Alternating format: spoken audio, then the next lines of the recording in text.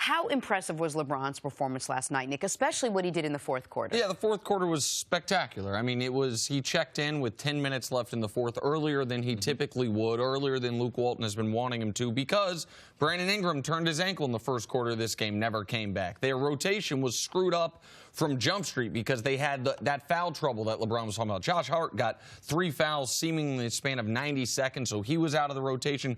Kuz got a few fouls early, so you had to go. Svi Mikhailuk was getting minutes, and this is how all of a sudden you're down 91-83 with 10 minutes left in the game.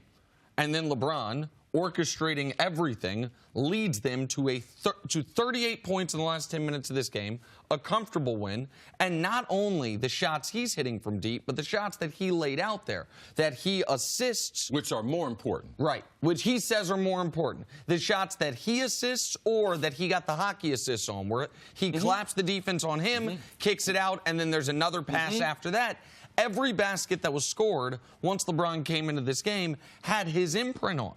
And so what you saw last night was a Lakers team, they needed to beat the Spurs. Not just because the Spurs right now have the second worst record in the West, not just because the Lakers need to protect home court because they haven't been a good road team, but they play the Spurs for a fourth and final time day after tomorrow.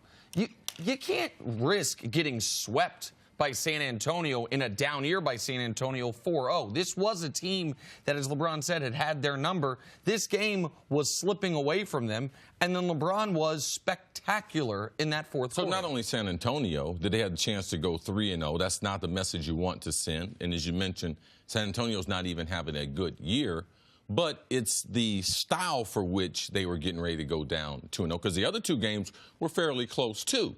Then at the end, San Antonio, sticking to what they're doing, understanding how to close out games, and a little more veteran experience, that's how they won those other two games. The Lakers could have won those two games. Yep. I mean, but in seeing this, LeBron sees, man, about halfway through the fourth quarter, I need to be able to do something. And for Laker fans, I know you guys consider yourself big basketball fans, but this is what LeBron James does. If you put guys on his team who can make shots, because we've had quarters where LeBron scores 20 points, but his ability to be able to dominate the quarter, not only with his scoring, but with his passing, that's what makes him unique. But to see the confidence of these young players be able to grow in critical situations, in big matchups, like against San Antonio, that part right there was I was glad to see.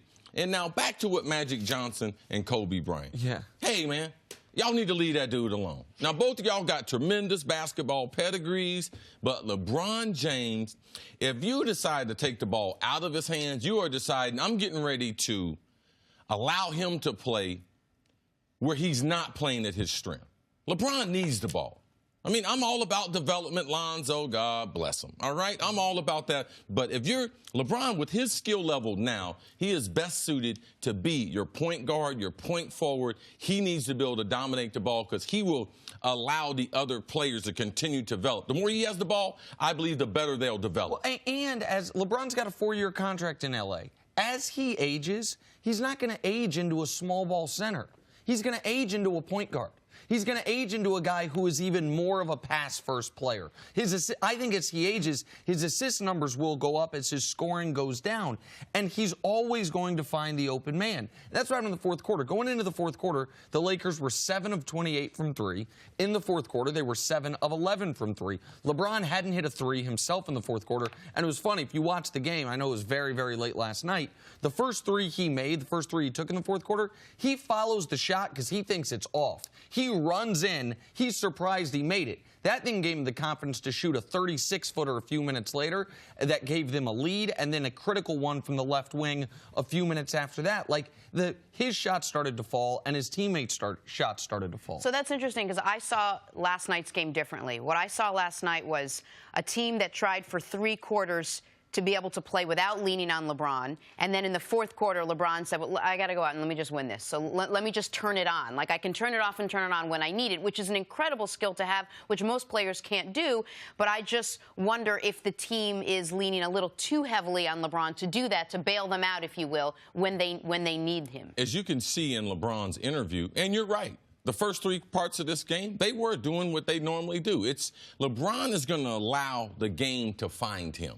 Very seldom ever. Now, we've seen in some epic playoff games, and Nick and I have been very, very fortunate. See, okay, we want to watch LeBron the first 6 minutes. In a few of those playoff games, he decides, I'm going in as LeBron, the scorer. But typically, LeBron, 95% of the time, 98% of the time, he's going to come in as a facilitator and let the game come to him. And that's to the benefit of these young players. Because let me tell you, LeBron could start the first quarter the way he started that fourth quarter. So it's part of them growing as a team, and that's still part of who LeBron. Man, I walked out of the Garden last year with LeBron, allowing his teammates. CeCe mumbling on his breath. This guy tell me better than Jordan. I was letting everyone know in that suite. Michael Jordan, if he was here, Michael would have put on a show for me. And then what happened once you left? And then I was on the subway, and Nick was like, I told you. LeBron did this. And I got home just in time for LeBron as he assists someone and scores another bucket as they come back and beat the right Knicks. in his cancer's face after talking all that trash. That was a fun game.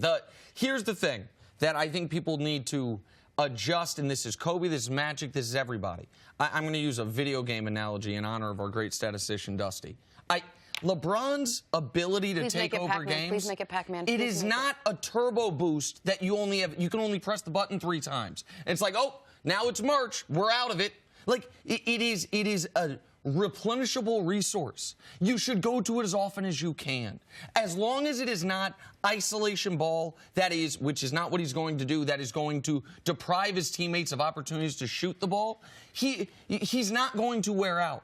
We're not going to get to May and be like, man, he's tired. But at some point, it will not be a replenishable resource. Well, you know what? Let's worry about that when you get problem. to it. Let's not borrow worry. Let's worry about that problem when we start to see any evidence of that problem. Sure. One other thing that should be noted, since November 1st, the Lakers' defense allowing 99 points per 100 possessions. That would be the best mark in the entire NBA over the course of the season. Since November 1st, after that rough October, that plan they had of LeBron will be an offense unto himself, let's bring in athletic, young, potentially good defenders, that is something that is working for them. And you have to give Magic Johnson credit. People didn't see that. When he said that initially, we're going to be a lot tougher, and we're going to be a better defensive team. You're starting to see that, Nick. Great stat there since November 1st.